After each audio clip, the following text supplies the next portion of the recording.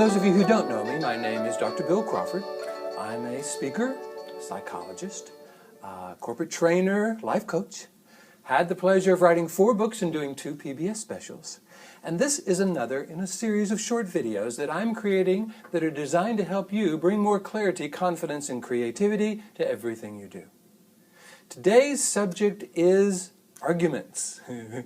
I think it's a subject that we all can relate to in terms of how it really is kind of a problematic situation in our lives. In other words, I don't think too many of us can go, really looking forward to one of those arguments with someone. It just doesn't work. And the solution, as I see it, comes from a quote that I'm sending out. And by the way, for those of you who are not already on my quote list, this is a free service where every week I send you one of my favorite quotes, along with 2 or 3 paragraphs about how to apply that quote in your life. And I'm including a short video with that now.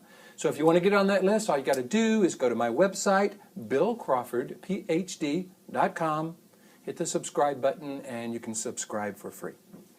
So the quote is from an unknown source. If you happen to know the source of this, I'd love to hear it. I haven't been able to find it.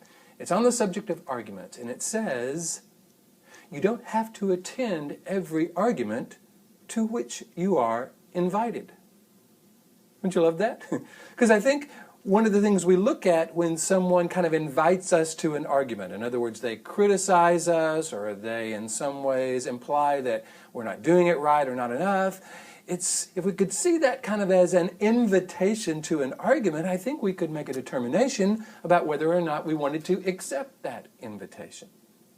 For those of you who know anything about my philosophy of life from the top of the mind, you know that when we are engaged in an argument, when someone's being argumentative with us, or we're being argumentative with them, or both, we're coming from the lower 20% of our brain. We're not really thinking with all of our interpersonal skills, problem-solving skills, qualities and characteristics, and neither are they.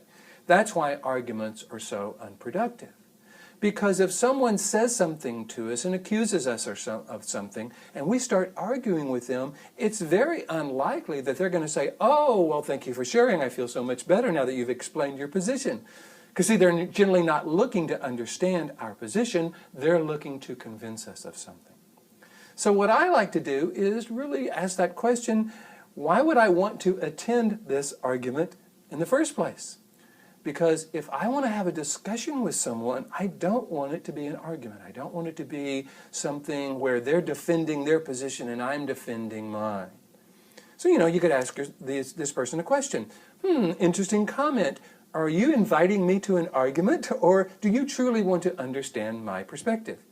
They may not know quite what to say to that, because that is what I call a neocortex question. It's a question that requires them to shift to that upper 80% of their brain to answer it, and they may or may not be in a position to do that.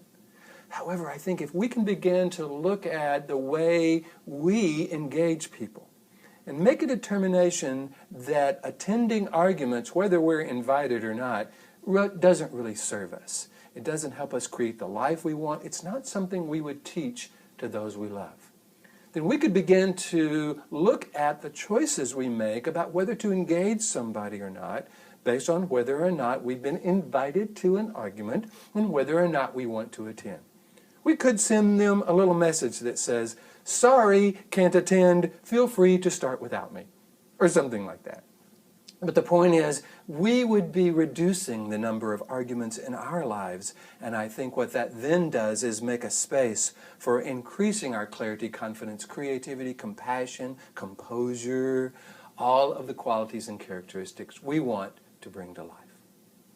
I hope you found this valuable, and by the way, if you think your organization, your church, your professional association would benefit from any of my presentations on leadership or customer service or stress or dealing with difficult people, all you've got to do is go to my website, again, billcrawfordphd.com, hit the contact button. You can email me from there. I'd love to hear from you, because the way that I get my engagements is people like yourselves recommending me to the person in your organization or church or professional association to come and present to them. That would be wonderful. I hope that happens. I would love to see you there. In the meantime, here is to you bringing more clarity, confidence, and creativity to everything you do, and I will look forward to seeing you in the next video.